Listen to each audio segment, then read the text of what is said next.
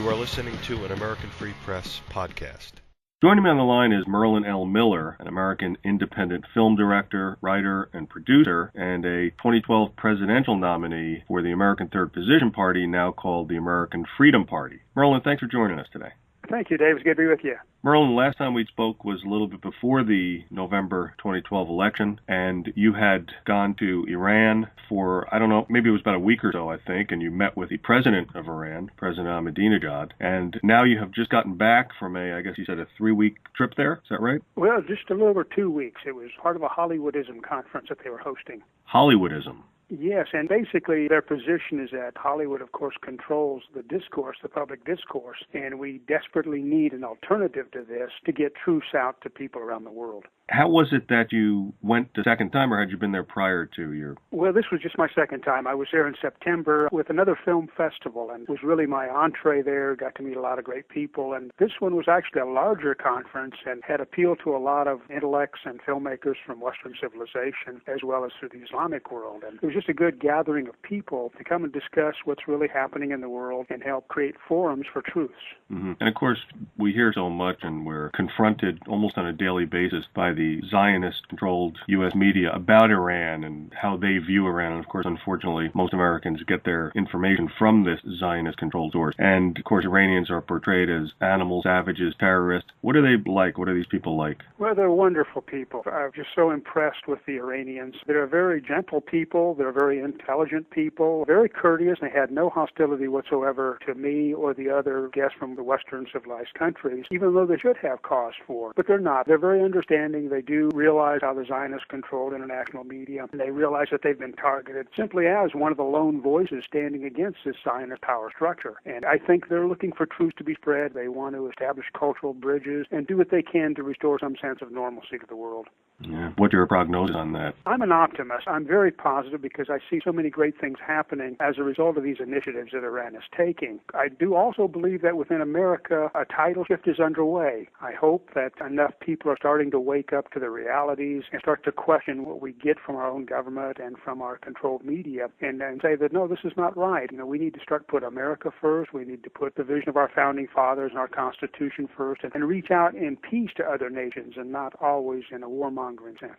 What exactly did you do there for the over 2 weeks you were there? Well, for the most part, it's a lot of seminars were going on, a lot of presentations were being given by a lot of the guests that were there. It was just a great exchange. And of course, most all the guests were interviewed constantly. There was a lot of media attention there, whether it was radio or internet or television. We had a lot of forums for discussions, and we were able to get our viewpoints out. It was just a very enriching experience. And I think we, of course, saw some films, some projects, and of course, were exposed to a lot of perspectives that we normally would not get here in America. So it was just a very enriching experience, and I think it is very positive just to be able to make these bridges and make contact with other people who are truth seekers.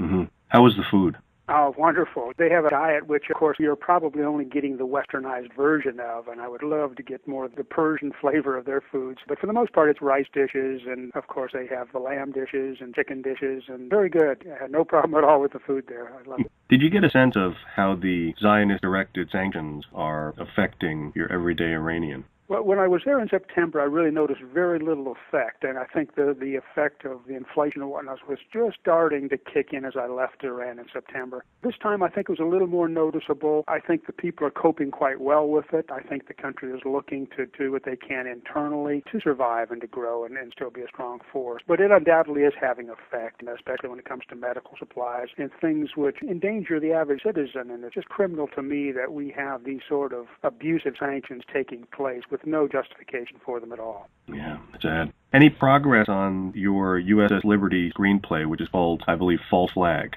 Well, that was one of my prime motives in returning to Iran, to see what I could do to further this. And of course, if we didn't have sanctions, I would love to see a co-production possibility develop. I don't know that that's feasible, but I do believe that we are getting more and more support for telling the story of False Flag. And my specific goal is to produce that film this year. I think it's such an important film, and I think that if the American audiences understood what happened to the crew of the USS Liberty, and especially our military people and military supporters, they would be aghast at how these survivors, these heroes, were treated as criminals for having survived a grotesque betrayal by the Israelis and, of course, elements of our own government who covered this up. Right. And, of course, the website is Americana-pictures.com, right? Yes, and it has information about the project. And not only does it deal with what happened to the USS Liberty in 1967, but it connects it by way of a modern-day journalist who's trying to prevent the escalation of this war on terror into World War III, where a new false flag operation would be initiated to of course, blame the Iranians. So very timely project, very critically important project to get troops out so that, in fact, the American public can have some warning as to the kind of evil games that are at play here.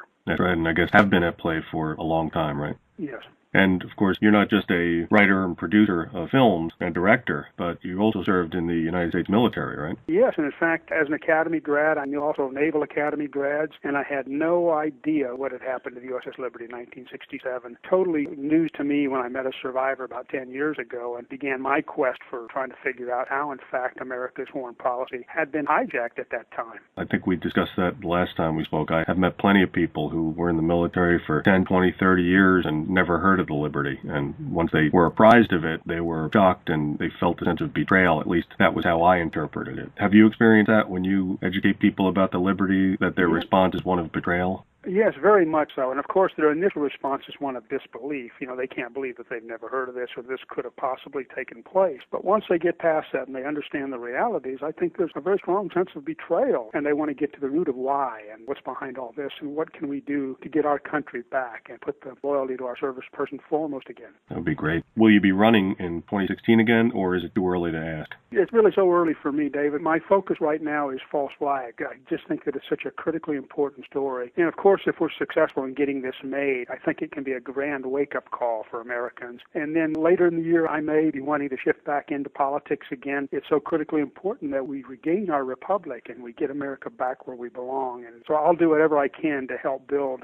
whether it's the American Freedom Party or a coalition effort of new parties, something to better represent the American people rather than depending on the corrupt two-party system we have today, which clearly represents special interests and not the American people. I think that there is a tidal shift taking place now, and I hope that, of course, the confirmation of former Senator Chuck Hagel can take place and we can get some more rational minds to help with our foreign policy and open a dialogue with countries like Iran and help put America back in the place we should be, which is clearly promoting peace and well-being for all nations and not just acting as the bulldog for Israel. Yeah. Let's say a listener, first time they heard about false flag, the USS Liberty, and they're interested in somehow assisting you in getting this produced. What's the best way for them to do that? Well, the website, Americana-Pictures.com, is, of course, my company website, and we're looking to secure equity investors, equity partners in this project so that we can get it off the ground. And contrary to Hollywood, we don't need to spend fortunes to do this, and this is a political thriller which can actually be produced at a very modest cost. And there is the possibility of co-production scenarios unfolding as well, but I don't want to rely on that. I want to move forward and get this thing out there. It's just that important to get it out there this year. Merlin L. Miller, American independent film director, writer, and producer, a candidate for president in 2012. My choice, by the way, in New Jersey. That was one of the few states that actually had you on the ballot. Thanks so much for sharing this information with me and the listeners. And you're a great man, a great American, and looking forward to talking to you soon, Merlin. Thank you, David. It's been my pleasure, and please keep